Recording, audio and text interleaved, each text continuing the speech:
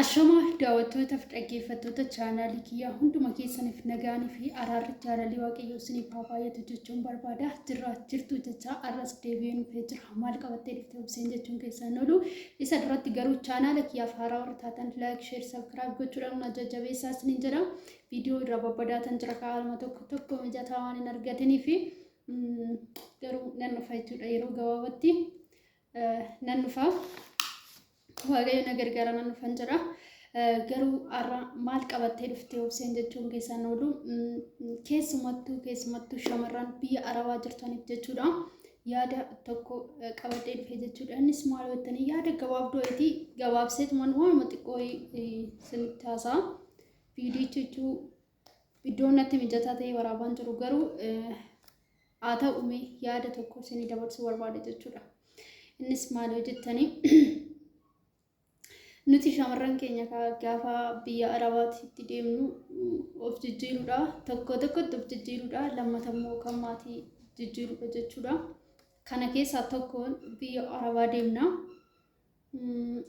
Garuu nuti gaafa achi geenyu baay'ee gara laafummaa qabna jechuudha. Dhugaa dubbachuu fi baay'ee gara laafna.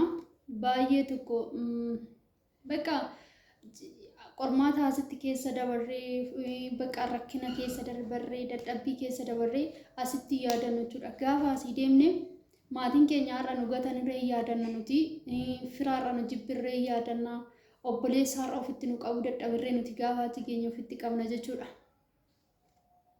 Haa ta'u malee hundumtiyyuu waanuma gaariidhaaf ta'ee waan tokko isinitti hima jechuudha. Nuti ijoollee baay'een jechuudha paarsantii 100 keessaa paarsantii 80 kan taanu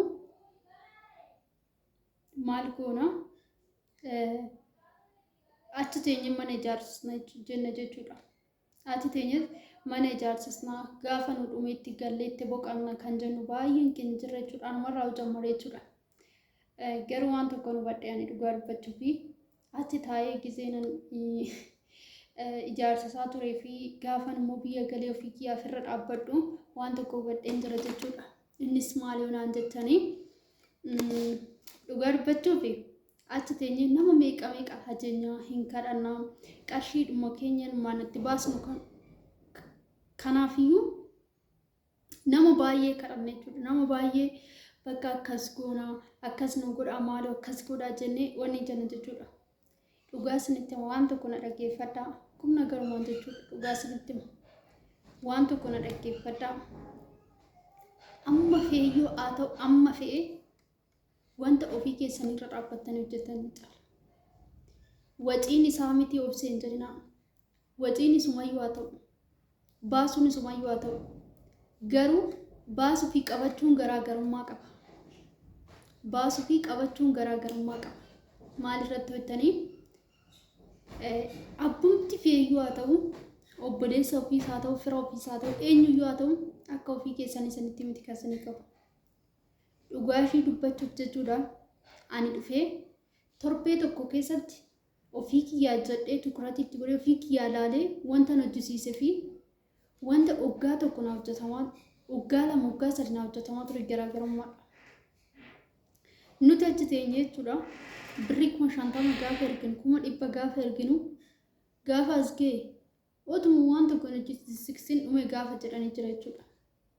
Haa ta'u eeyyaniin dhumu miti hin dhuma innis birriin waan tokko akka hin binne hin beekna.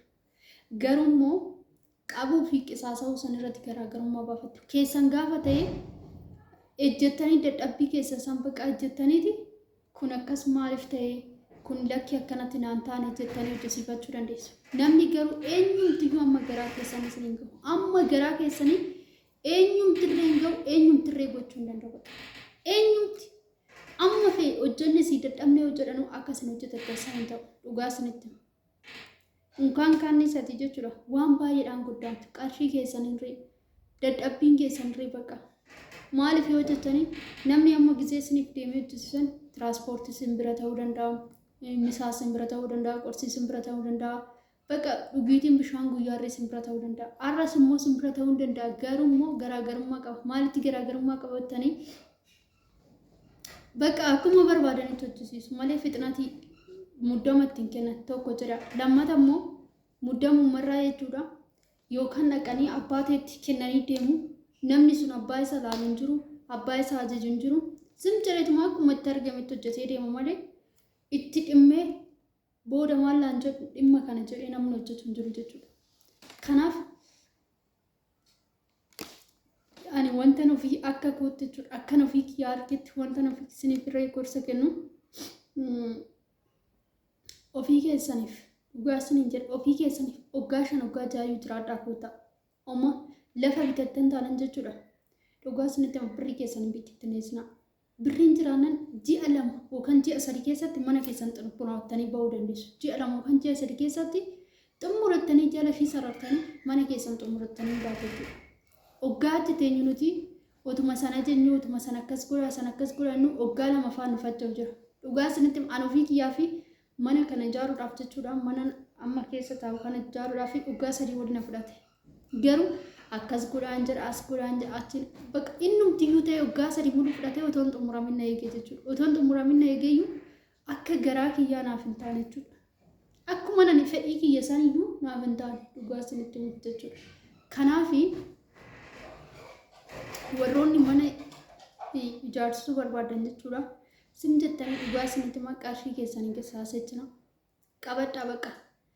Qabattanii galtanii jechuudha ofii keessanii fi yommuu ijaarsifattan xiqqoo bakka waanuma xiqqoodha jechuudha. Waanuma xiqqoo siffachaa.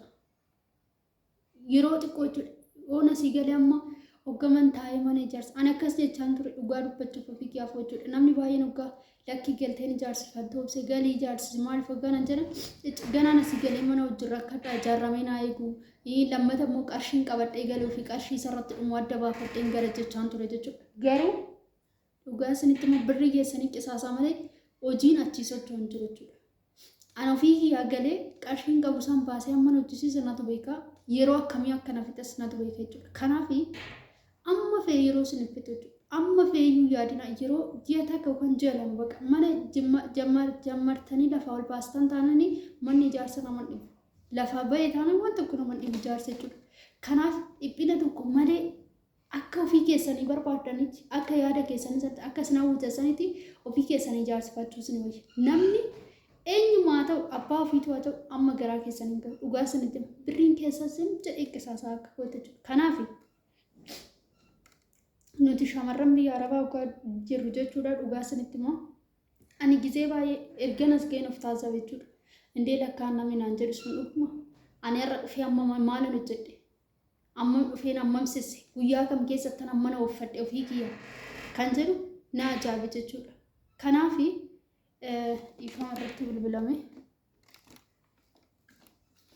Kanaaf wanta nan isiniin jedhu tokkotti isa kana galaatii ofii keessanii dhugaa isinitti dadhabaatii irra dhaabbadhaatii lakki kun asiin jal'ate kanaan akkanaan barbaade diizinati ana akkasii kana bakka ana akkanaa kanaan barbaade kanaan na jalaa bade jettanii nama saphaana waliin dubbattanii wal ceecatanii otoo kontiraata fa'aa kennatanii amma galtanii jiru birrii isaateetti yeroo isaatti fayyadamuu jechuudha. Namni bara kana ji'a tokko otoo hin guutin halkanii guyyaa hojjete sa'aatii dabarseet hojjete jechuudha.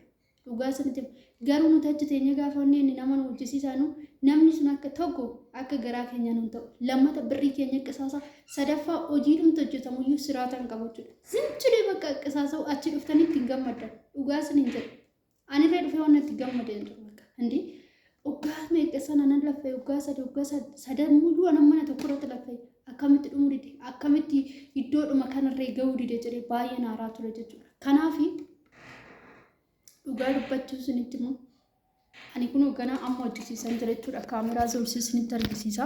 Ani ganaa hojjisiisan jira jechuudha. Kanaaf yoo akka kiyyaa jechuudha.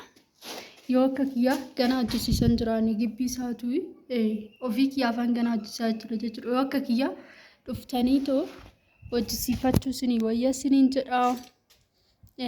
Kanaan isiniin jechuu barbaada waan an biraan jedhu. Kanaaf hojjisiifadhaa ofii keessanii isiniin jedha. Viidiyoon koo irraa kana fakkaata. Gorsi koo kun yoo isinitti tole like, share, subscribe gochuu hin dagatinaa. Viidiyoon biraatiin immoo walitti deebinutti waraabaa isiniin jedha. Bye.